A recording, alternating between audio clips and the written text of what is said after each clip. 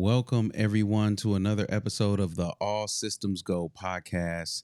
And this episode, it pleases me. It please well, okay. Let me just say this. There's a lot of software out there to be purchased, and of that software, a lot of it should never be purchased. And I say that with a certain set of considerations in mind for a marketer. But then there's another category of software that should never be purchased by anybody.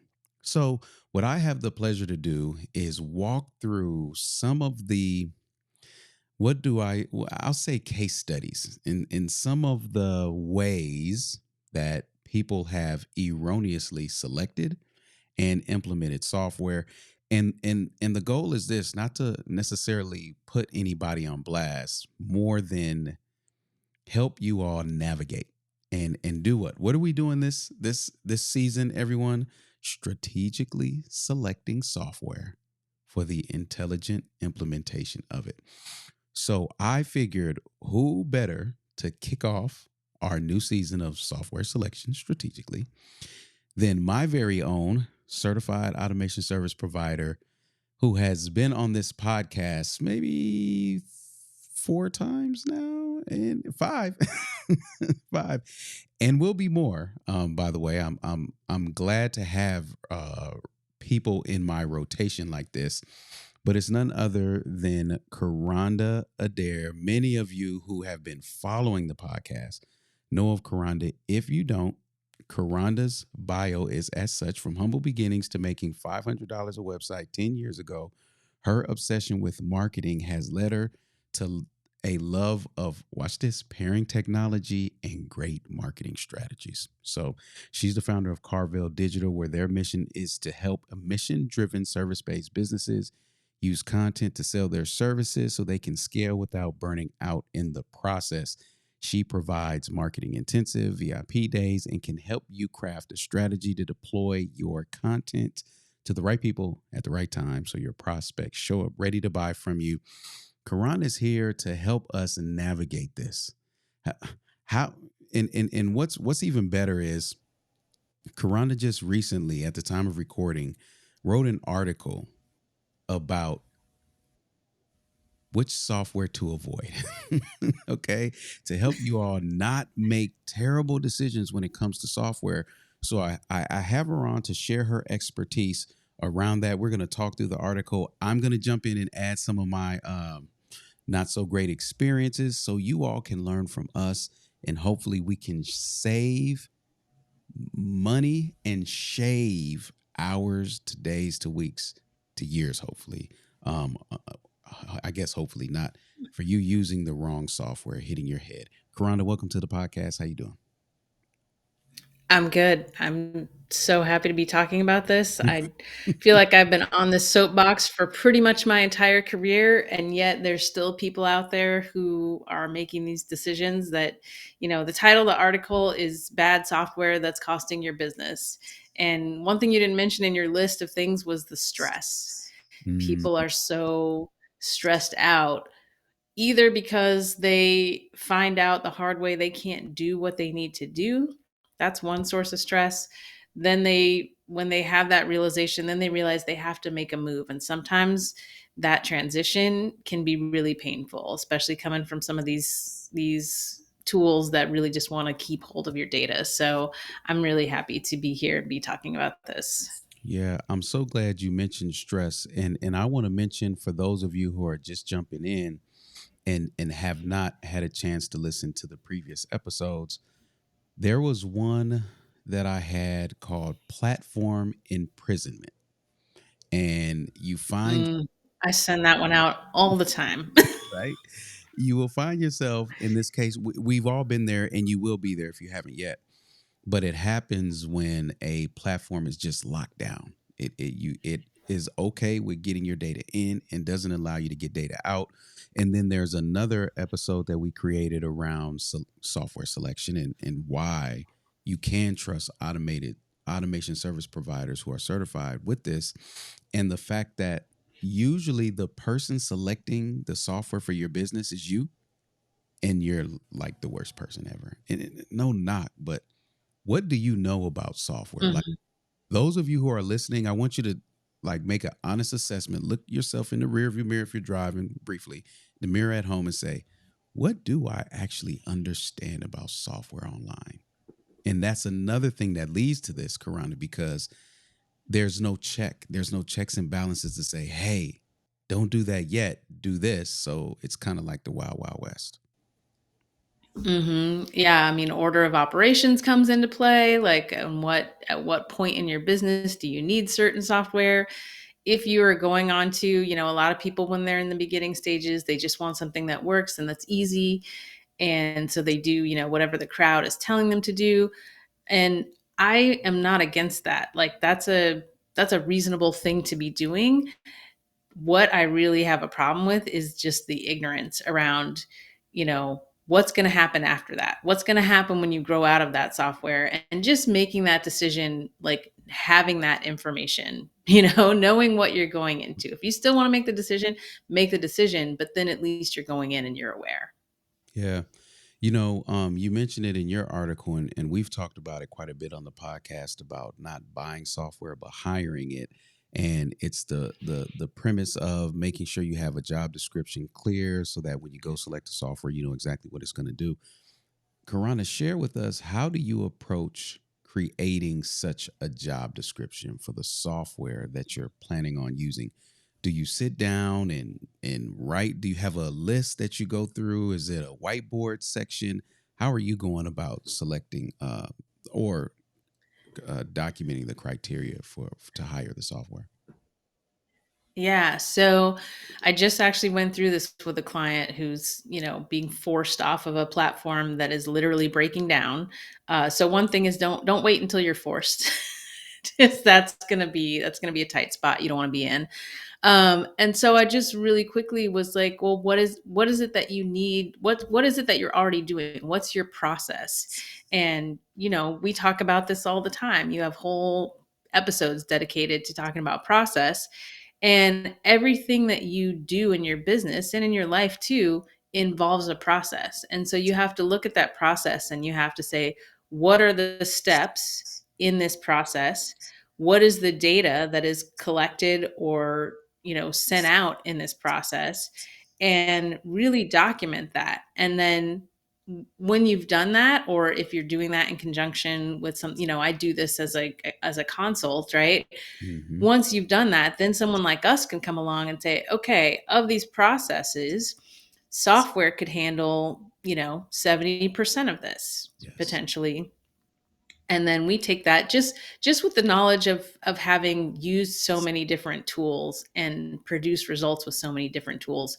I can look at a process and I can very quickly probably pick out 80 to 90% of the software that could execute those processes, because Mm. it's just we're not new at this, so it might seem like, ill considered, but it's just experience. It's just like, you know I've been through this with different clients, different industries, different considerations, and I take all that experience and I look at what you're doing. I'm like, okay, and I literally just did this too for one of the dog trainers that I work with, because she's starting to feel the pains of doing everything manually. And so we talked through her processes.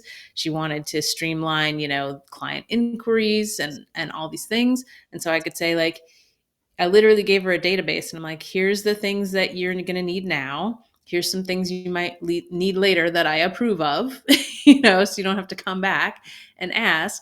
And I even gave her some options. I'm like, you could go this route. You could go like a more independent route where you're going to like take best in class tools and tie them together.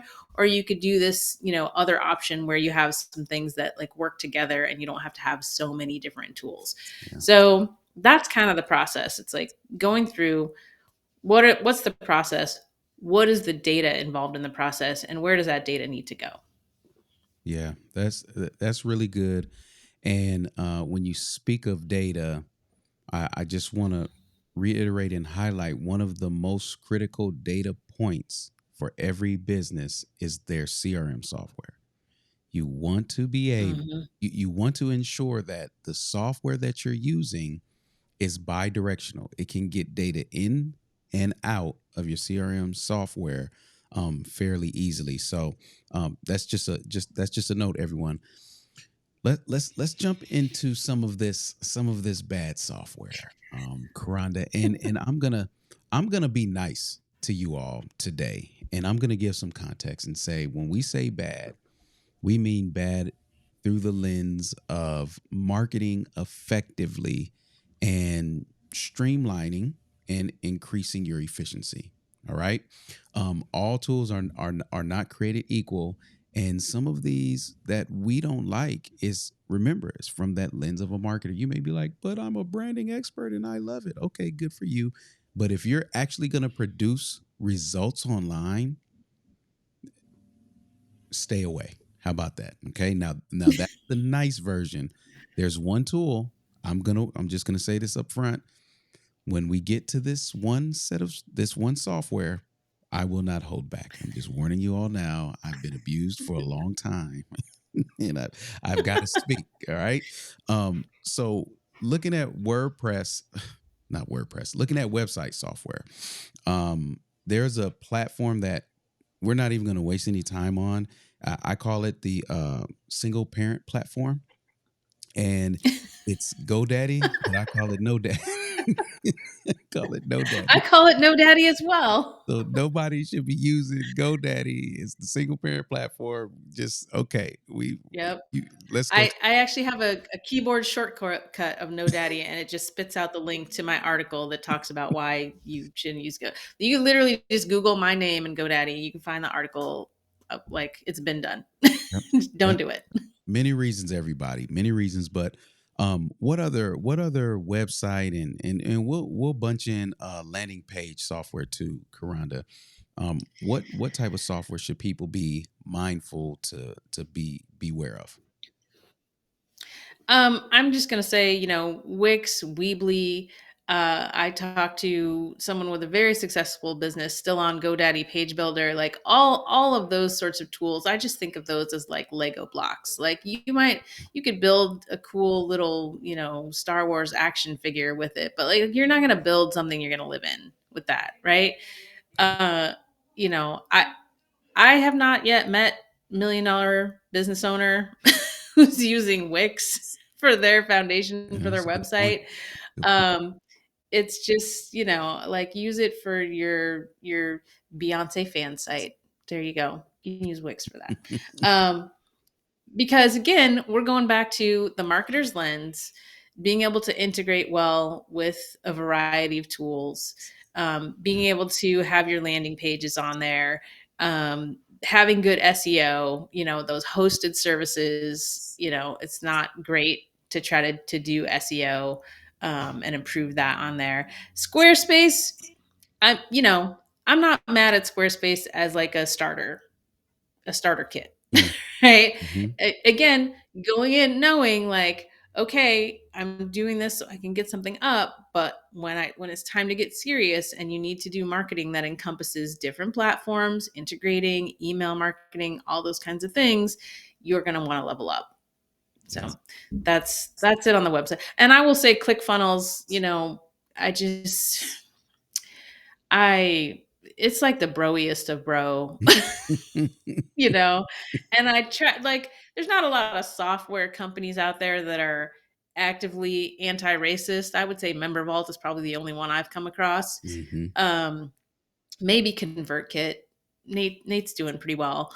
Yeah. But ClickFunnels, I'm just like, I can't. I could not, and it doesn't work that well. It's bloated and just like it's a waste of money. Like you could just make a bare bones WordPress site and put Thrive Architect on there, and you've got landing pages, and now you own those pages. So yeah, that's what I'm gonna say on the website front.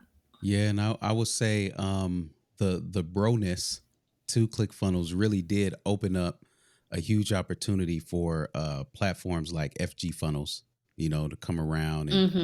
and really provide a solution. Listen, I'm not promoting it. I just know it exists. But an alternative for such a software. And when we talk about owning your website, it's simple stuff, everyone, um, some of these platforms like Weebly and Wix don't allow certain businesses on their platforms, right? I've seen Mhm. it. Here's the biggest mistake that I see is that these platforms try to be all in one, and then they start adding extra stuff. Like I knew somebody that's it was Wix or Weebly, one of the W's, and I guess you can do lead generation, Kronda. They I'm not exaggerating to you. They claim you can do lead generation. And so they've been using Wix or Weebly to capture leads. And I say, okay, well, send over the CSV. Oh my gosh.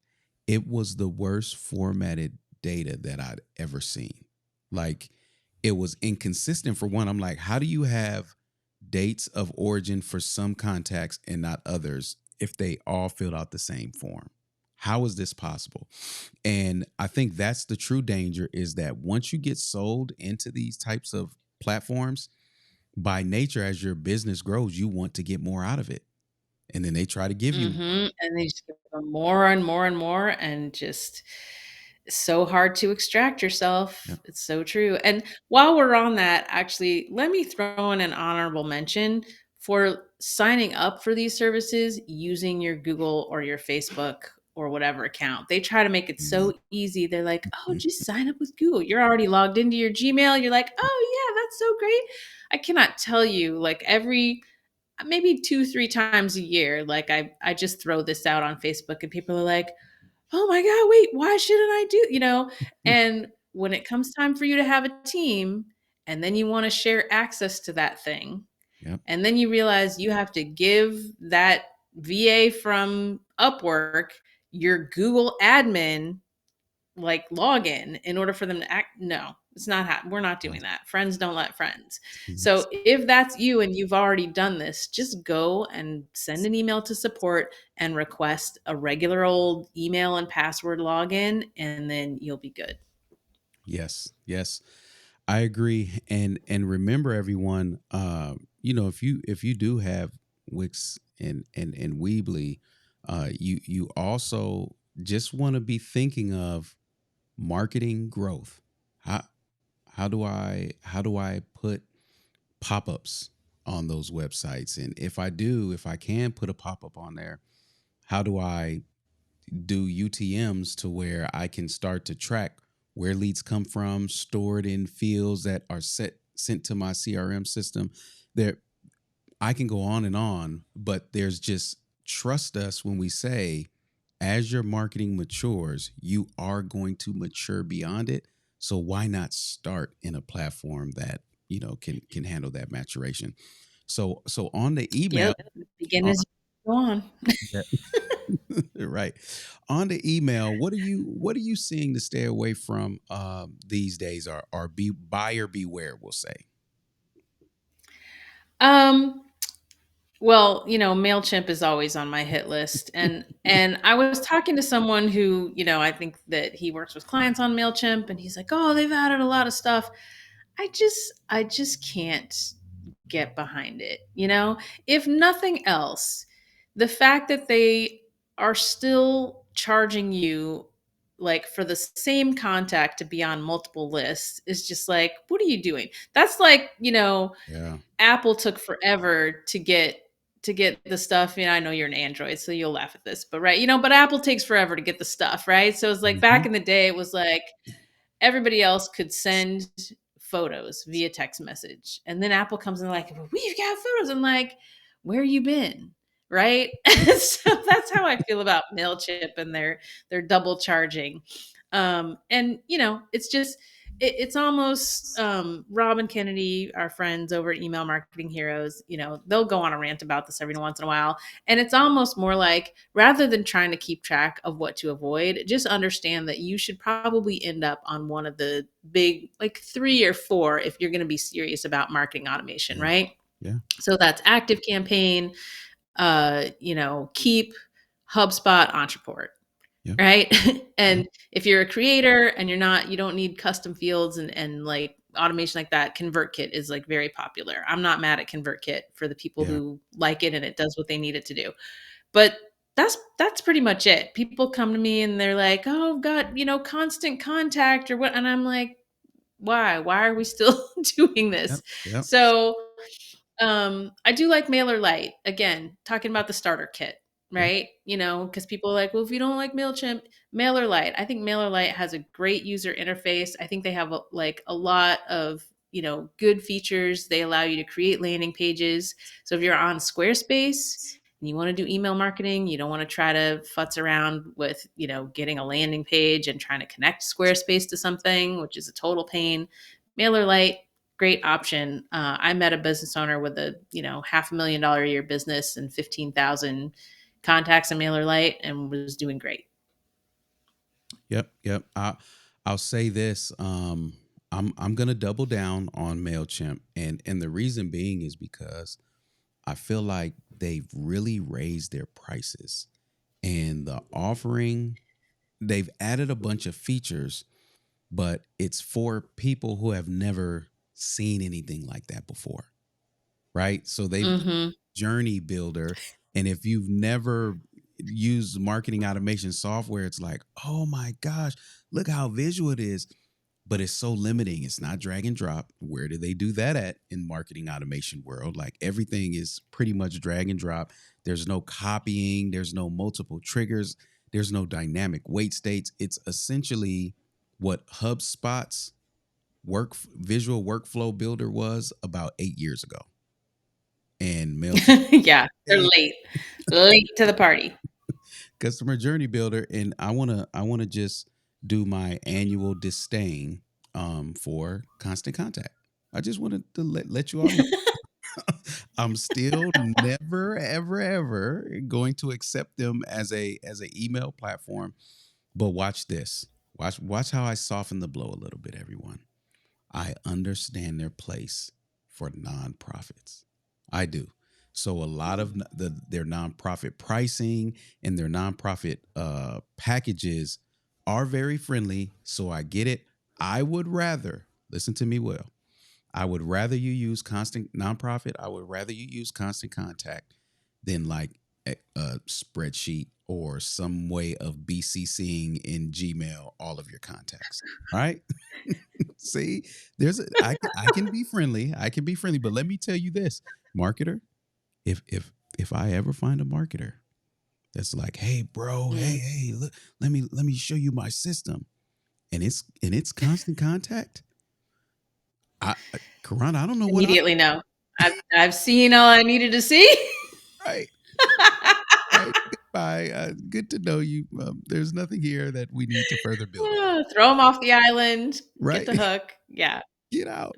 Don't you ever. Like tell me you don't know what you're doing without telling me you don't know what you're There doing. you go. That That's what that that is it. is. So, like you mentioned, MailerLite. I'm a fan. I'm a fan of MailerLite, and I do. I have to say, Nathan Barry at ConvertKit has stayed true. He stayed true to email marketing and email marketing automation. He hasn't tried to go out of his realm and do CRM and pipelines and all of that. So I can respect what he's done. And if I were to start email marketing, and in fact, I'm looking at all of the solutions today, like what software would somebody pick in 2023, 2024 if they wanted to start email marketing from scratch? And it's one of them. It's one of the top three. ConvertKit, price Mhm. wise, design wise, it's been around for a while, so they've kind of worked out the bugs and kinks. So yeah, solid software there. All right, you've and everybody, just so you know, I have Karanda's article right in front of me. So I'm just kind of scrolling through.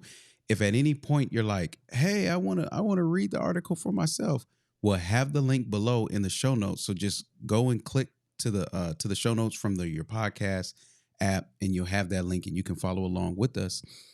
You got a couple mentions of Hello Sign and Dubsado. Tell me about that. Hello Sign, I used it, I used it very casually back in the Yep. day. And then came the point where when I was running content boot camp and I was having, I wanted to fully automate the onboarding process. So Yes. the process was we have the call, I send you the invite, you pay. I want you to sign the contract first, then get access to the platform. Okay. So when I went to see what is the signature software that I can use that I can fully automate this process, you go to Zapier, they've got a HelloSign integration, and then they're like, oh, but you need to pay all this extra money in order to be able to do automated signatures, zaps, sending of contracts, Yep. and have them be legal. And I was like, next. Mm-hmm. Karana, So in that because people don't take enough time to go and figure out how does this platform integrate with like the Zapiers and other ones out there. Because I think we had the same experience. I was like, oh, I've been using HelloSign.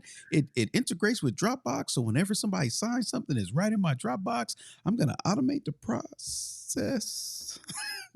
I guess I'm nope. not gonna automate the process. It Yep. was so clunky. Yeah. Nope. No good. So then HelloSign got booted for that. And then Dubsado. I mean, you'll see if you when you go to the article, you'll see the post I made, one of those square posts on Facebook, and I said an escape room, but for people trying to leave Dubsado. You want to talk about software that just gets its hooks in your data and game over. Game over. There's just think of it like digital quicksand for your data. So you better go in real intentional. So like I know, one of our other tech guru folks uses Dubsado only for contracts. Yeah. Only for contracts. That's it. Right? But if you're going to do that, you might as well just get software that does contracts well, right? And find something else. So Dubsado, I mean, when I meet people and they're like, "Oh, I use Dubsado," I'm like, "Okay, Godspeed," because they're not getting out of there. Hmm. They have to get to a really determined place, we'll say, before they're ready to escape. Because then you have to go replace all the things that Dubsado has its hooks in you for, right? Yeah. So how are you going to sign contracts? How are you going to do? And it's not a CRM, like it's not a true CRM. So Mm. yeah, um, if you're on Dubsado and you're trying to escape, my, you have my thoughts and prayers and best wishes. But it can be done. People have done it, but you really have to understand what you're losing by staying in there and why it's worth it to get out. Yeah, and I think Dubsado is in the same family as HoneyBook, which is a software that my wife uses. And I Mhm. can't tell you Mhm. how many conversations we've had where I'm like, oh, yeah, sure, you could just go into. No, you can't. HoneyBook doesn't integrate with You anything. know, They, they don't I allow. know you had your wife on the podcast and you told us, you shared with us all along, and when I heard Honeybook, I was like, how painful is that for you to live with on a day-to-day basis? I mean, every time I see a need, I mean, thankfully she let me put her website on WordPress and she's like, oh my God, now she loves it. But to be fair to everyone who's listening, you have to start somewhere, and it was simple enough for my wife to really get her footing, get some contracts out, XYZ. But I wanna share a question that she asked me that I think all of you using these platforms have to ask. She came to me, she was like, hey, babe, you know what I want to do? You know how people have like stuff online, like a PDF or something like that they give away and this, and that. I'm like, yes, it's called a lead magnet. I'm familiar. She's like, that's what I want to do in Honeybook. And I'm like, I don't think that's possible. She's like, why not? They have forms and they had all the things, right? I said, well, if we look at it, whenever a lead comes into Honeybook, it's part of a pipeline. So if you were to run a lead gen play in a platform like Dubsado or Honeybook, you're going to have hundreds of pipelines. That software was not meant for that. So I was just trying to inform her, but I saw like the hopelessness coming onto her face. And she was like, well, then what do I do? And it wasn't until that moment where I realized, they're so focused on sales, right? Like the invoicing, Mhm. all of that. they totally bypass marketing. And they don't Mhm. promise it. If you go to Dubsado Honeybook's website, they don't promise marketing. So I want you all to be mindful of that. Even if you're using that, you're still going to need some kind of lead gen marketing system to capture leads, send emails, and qualify.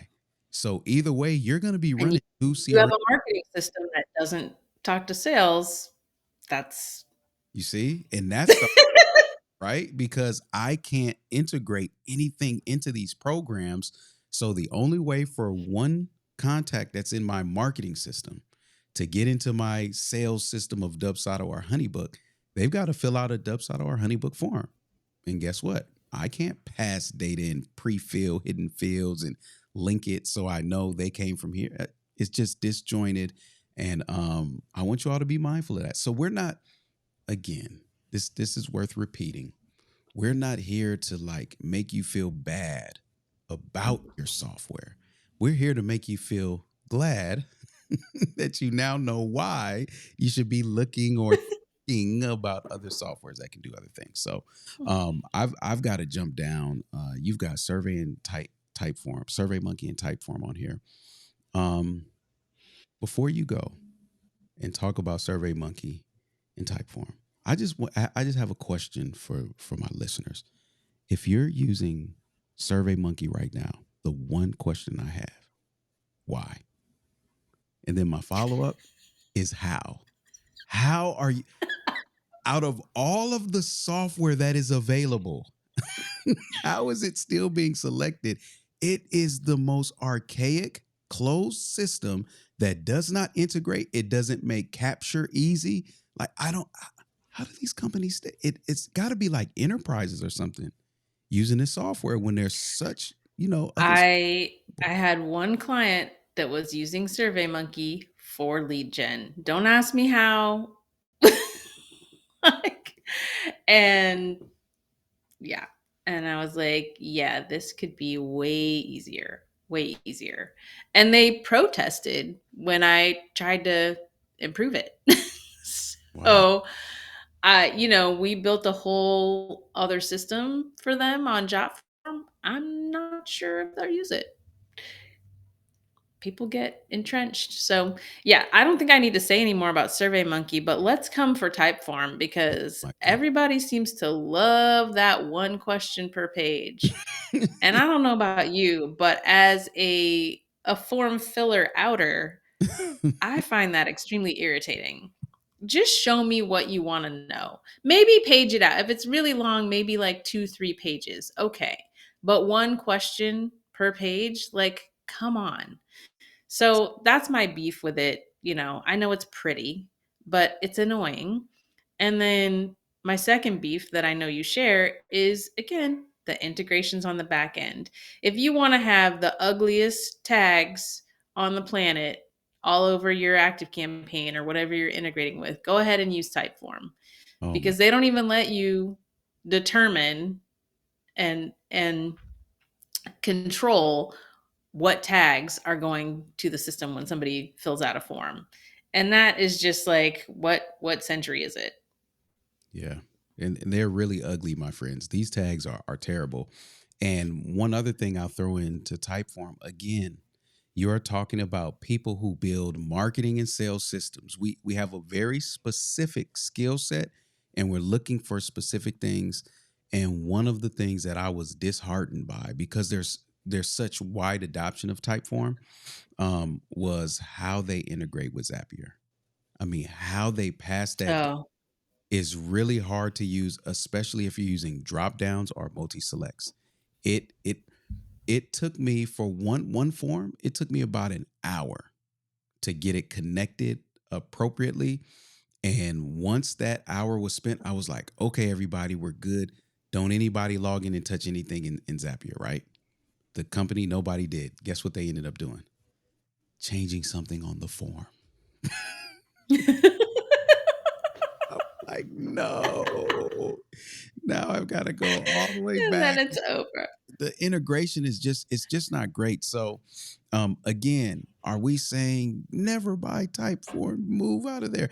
Well, I'm actually saying that for SurveyMonkey, but I'm just saying we want you all to be aware of these things so you're not caught off guard. I now know the limitations of Typeform. So if somebody's using it, it helps me just out the gate. I know exactly what they can do and what they can't do. We're savvy. Kronda and I are savvy enough to work within the confines of whatever software you're using. The problem is you're not. And more than often, your team is not either. So yes, I've worked with SurveyMonkey. I've got a good friend of mine is using it right now. Cringeworthy, but work around it. Got QR code set up where they scan it. It pulls up the SurveyMonkey. I have it exporting out to a Google Sheet. That Google Sheet then adds it to Airtable. And we've got some interfaces. Like I'm pretty much bypassing their whole internal reporting system. But we can I work. just want to share that like what you just said made me tired and I could do it. I could do what Right. you're describing, but just you saying it out loud made me tired. Yeah. Yeah. And that's the point, everyone. Yes, you can do this stuff, but you literally cannot because you don't know how to. So yes, we can do this stuff for you, but we don't want to. So let's just start out the right way using the right software. And remember, this is from a marketing automation standpoint. If you want to go on Upwork or somewhere else and hire somebody that takes all your Typeform submissions and enters them into your CRM system and does that manually because you love Typeform, so be it. We just want you to know that in the journey of automating, you're going to run into some roadblocks and some quicksand where you're just trying so hard and you just can't seem to get ahead. All right. Mhm. Rhonda, let's talk about course and community software. Uh, you Let's do go. it. I'm gonna give you the first two, and the last one is mine because this is long overdue. But we've got mentioned. Cannot You've wait. mentioned Kajabi, Thinkific, and Teachable. What has your experience been, and what should people be beware of using those platforms? Yeah. So first, I will say I am actually on Kajabi as a student. Like a lot of my coaches, etc. So I've bought programs that were hosted on Kajabi as a student. I'm not mad at it. It's fine.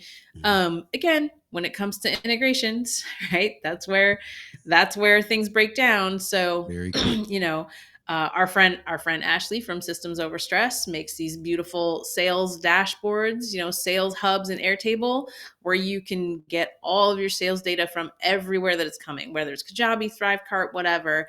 And Yeah. if Kajabi is your main payment, then you cannot get rebill information from it. So you can get that initial payment, but if you have payment plans, you're not going to be able to get that. So you're not going to have, and this is talking about a sales dashboard, right? Where you could go in one place and see what your money is doing. So again, and then where I really have issue with Kajabi is email. Kajabi is trying to be an all-in-one. They're trying to tell you they can do email. I had someone uh, come to me for a consult. She's like, I want to know why my emails aren't performing the way I want them to. Like, can you look at it? And I didn't know before I said yes. I didn't know she was on using Kajabi for email. So I go in and of course I want to export a CSV and I want to see, what's the open performance, what the clicks performance, like to look at the trends of like, well, what emails are doing better than others so we know which direction to go in. You can't export that data. You can go into each single email that you sent and you can click and you can copy down the how many clicks you got and then you can go back and then you can click in and you can see how many opens and you can write that like no. I was like nope, I can't help you with this. I'm sorry. Like it's Mhm. so and forget any kind of advanced automation CRM, like nothing. So no to Kajabi. Teachable and Thinkific, again, platform wise, as a student, not mad at them, but it just the level of automation, and especially if you want to track what your students are doing, being able to send back to your CRM like, oh, somebody's completed this lesson or this module.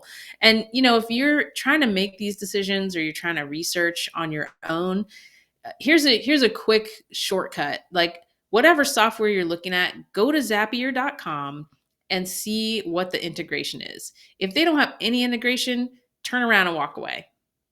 Yep.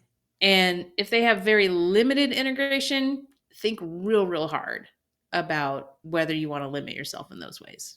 Yeah, and I want to mention something, everyone. I started on Teachable. That was my first course, first sale, 1999, $20. And this was over 10 years ago.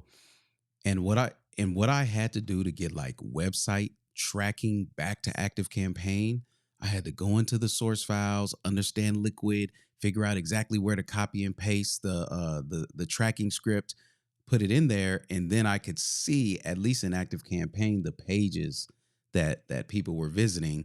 I couldn't get course progression out of there or anything like that.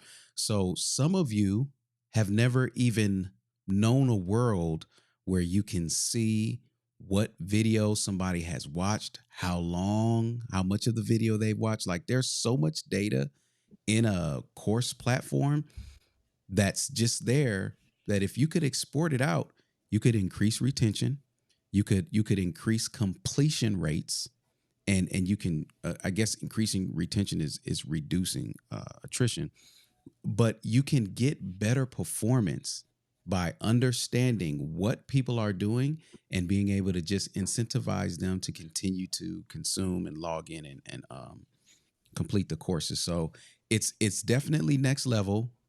Elementary school, Teachable, Thinkific, Kajabi, that's fine. When you start getting to high school, when you get into college, and definitely when you're out of college, you better not get out of here. The smaller balls that they play basketball with. It's like showing up on the court like, hey, let's play with this little ball. It's like, sure, it goes in the hoop In the and little 5-foot thing, basket. right? It's like, Yeah. where is another league here? So let me say this. Community software. I've been abused. Everyone. I've been imprisoned and abused. And I've met the people behind the software, and they're nice people. They really are. But as a marketer, not a branding person who loves beautiful looking things and tries to have everything in my course solution, payments, and all the kind of fun stuff, Mighty Networks has been a thorn in my side, hip, leg, arm, back, neck, everywhere, every way possible. Kronda is my witness. She is one of my most faithful students.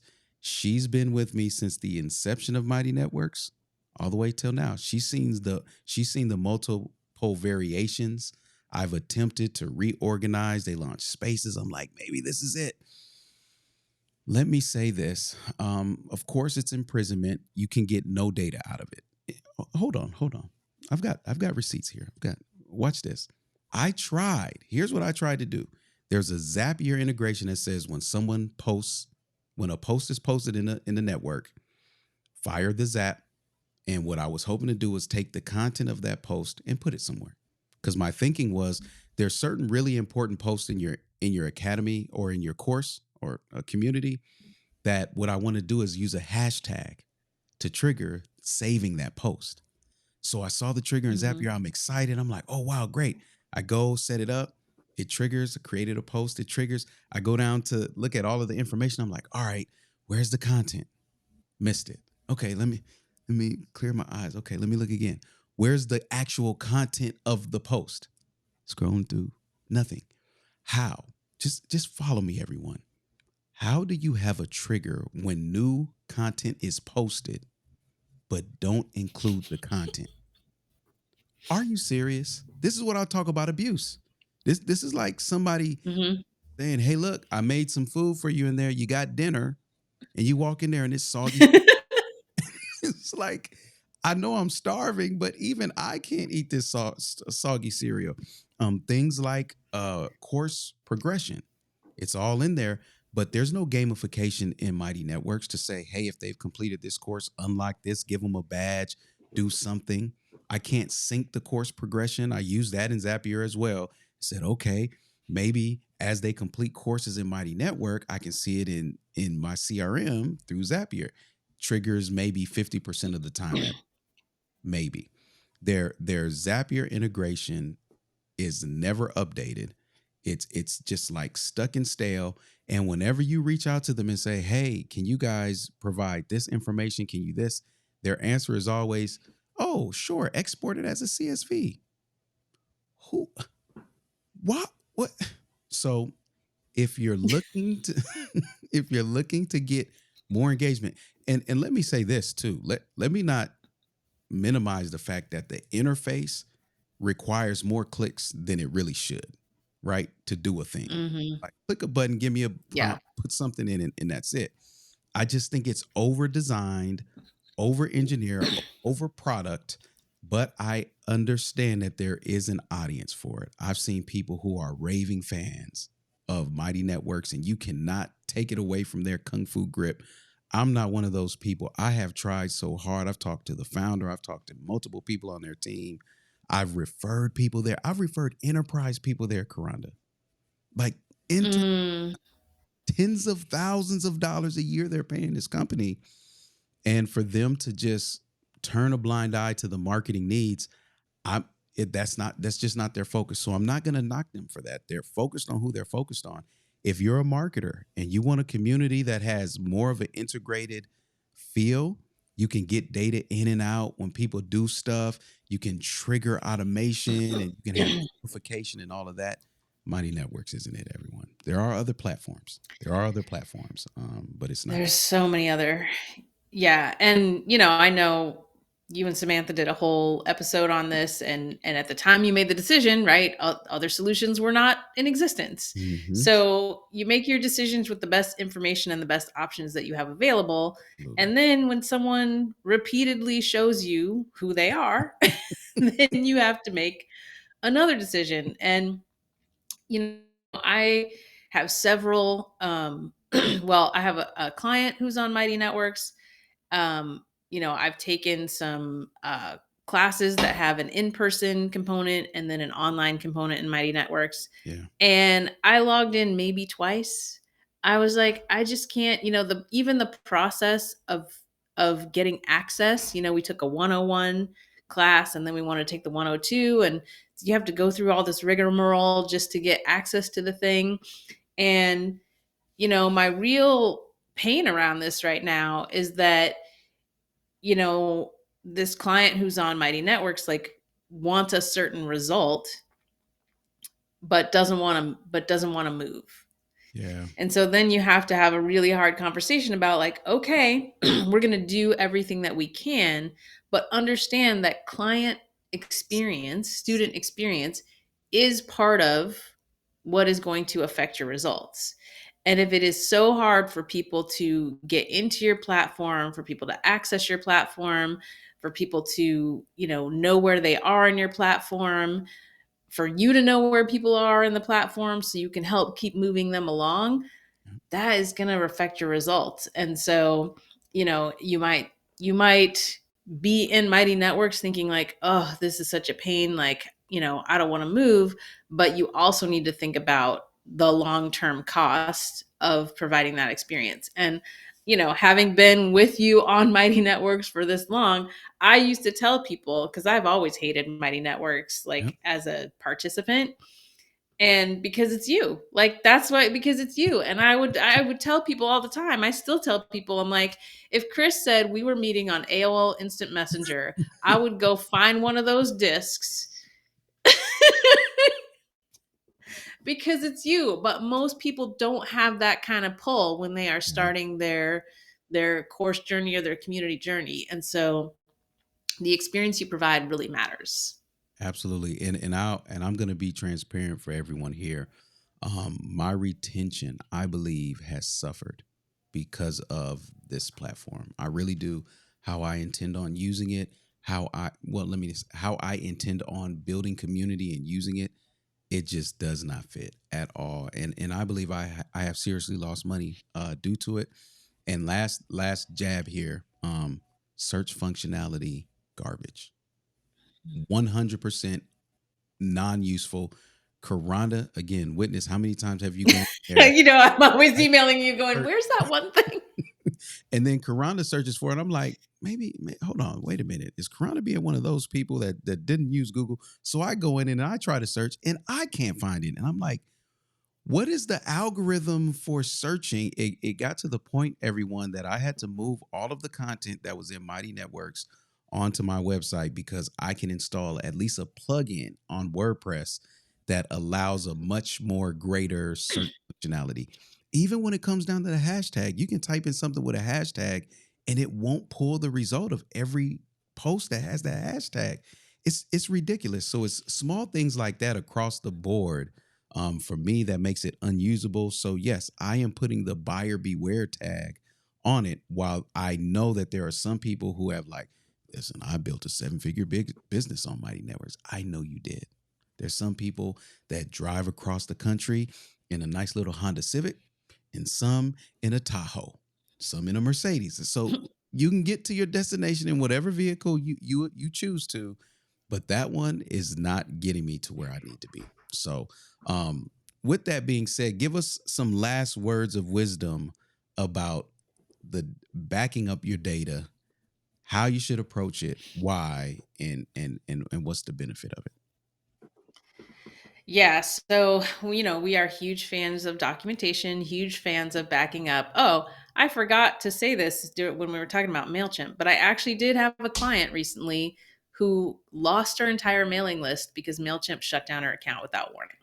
So one Mhm. of the things that we do, when people come in for CRM to sales and we're working on their accounts, is we set up automated backup of every lead that comes into your system at the point of capture. Yep. And I learned that from you, Chris, and we've been doing it ever since. And so that's one thing. And then, of course, we are heavy, heavy users of Airtable to document everything that's going on. We're using ActiveCampaign primarily. And so we have a whole automation hub in Airtable where we're documenting everything that's going on with your account, your contacts, your automations, your emails, your custom fields, your segments, so that you can go somewhere that's outside of your system. And it's not just for backup, although it's good for that. It's also like it can be slow to like click around in a system all the time when you just want to know one thing. You just want to know, like, oh, what was in that email that I sent last Thursday? And you can go to Airtable database and you can find out real quick, Yep. where you've got an automation and you're like, oh, I need to update the webinar date in this. You can go, find it in Airtable, click straight through to the exact page to edit that one thing. Yep. And it just saves so much time and it's so efficient. So heavy, heavy users of Airtable. And, even our Mighty Networks client, like we took the time, I had my VA go and get all and like literally copy all of the data. So I'm like, you know what? You don't want to do this now. You can't really conceive of doing this now, but at least now you have your stuff, right? Yep. And it's been really useful because we're kind of rearranging, like, what do we want to, we want to create a new course. And so it's so much easier to see in a database in Airtable, like, oh, here's all the lessons available. So now we can like mix and match and rearrange stuff to plan what the course is going to be. And then they can go build that out. So, even if you're not planning to move, like, go in and hire somebody on Fiverr or Upwork to go and literally copy and paste your stuff if necessary and put it in Airtable and have it in a database. At least you'll have your stuff. Yeah, I can't echo my sentiments enough around that, and I just want you all to be careful with it all. So with all that we've said today, there is definitely more software out there and more software being released. It's I my promise to you all is to remain agnostic. So sometimes that may mean that I say some things about the software that you love that you don't like, and on the other side, I may be on your team. So I'm not above using any of this software. As I've mentioned, I've used Mighty Networks before. I've used Typeform, never SurveyMonkey, never MailChimp, never Constant Contact. But I've used some of some of the stuff on here, and we're here to help you learn better so you can do better. That's all. I don't want you all to feel shame or anything, walking away from these types of conversations. But my dedication to you is to make sure I bring the sharpest minds so we can have the most intelligent conversations around this. And if there's some software that you want us to know about, review, talk about, if there's something we missed and say, hey, I know you guys talked about it can't do this, but here's something really cool it can do. This season, this time going forward, we want you all to be more interactive. We want to give you a voice. You can always send an email to holler@automationbridge.com. That's HOLLER at automationbridge.com. We will get them. Perhaps your query turns into its own episode. Perhaps we do something else with it, but this is a two-way street, and we're looking forward to hearing from you all and continuing to give you value like this around the best software to select strategically for your business. Kronda, you've been so gracious to give us so much of your time and so much of your intellect and insight. By the way, comes from actually doing, everyone. Kronda is not in some office looking down at all the peons saying, yeah, you should do this and you should do that. She got the digital dirt under her nails. She's doing it, her and her team. So you're getting a report from the front lines here. Kronda, if people want to get in contact with you, is there something recent that you're doing now that's different from the last time you've been on the podcast? Where can they reach out to you, and what is that? Still carveldigital.com, the best place to start.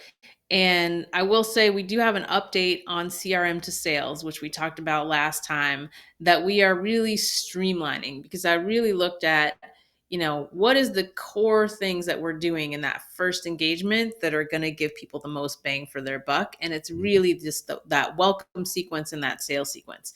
So we have actually reduced the investment to start working with us by 50%. And we've shortened the initial project time from 90 days to 4 weeks, because we just really kind of cut out all the fluff and said, this is what's going to get you the biggest results, going forward. And then at that point, then you can, we can talk about retainer. If you want to continued support, you want us to clean up your system, all those good things. So that's a big update. I would be remiss not to mention the pot of gold in this conversation about backing up your data and keeping track of things and being organized. So of course, we can make sure that you have that link for the show notes. But yeah, come find me on Instagram or LinkedIn, and let's chat about all this. I love, talking all things software. I have an actual power hour that I used to keep this on the down low, but so many people are having these issues that I've been more loud about it. You can book an hour with me and we can talk through your systems, and I can give you that customized technology plan so that you don't need to necessarily implement right away, but at least going forward, and you're not going into Facebook groups, asking coaches about technology advice. So we'll make sure to get you all those links, so they're in the show notes. Great. They will be there. They're already there waiting for you all. Again, thank you, Kronda, for jumping on to the podcast. Look forward to our next episode whenever it comes up, and to talk about the latest and greatest there. And I truly hope that you all have learned something today on how to have more comprehensive considerations when selecting software. And I hope that something that we said resonated with your experience. Maybe it put words to something you're experiencing and just kind of didn't know how to say it.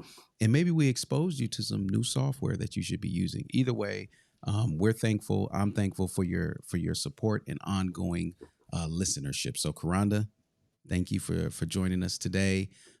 Listeners, thank you as always for taking the time out to listen to these episodes and share them and leave the reviews. Kronda, I stopped looking at the reviews, and the last time I looked up, I've got almost 100 5-star ratings. So I can't. Wow. Well deserved. For the support. We're bringing the fire this season. I've got founders, co-founders of software, marketers, partners of software to help us understand how they're using it. There's no other place. There's no other place you'll get this kind of learning. So anyways, thank you all for listening. Until next time I see you all or you hear me online, automate responsibly, my friends.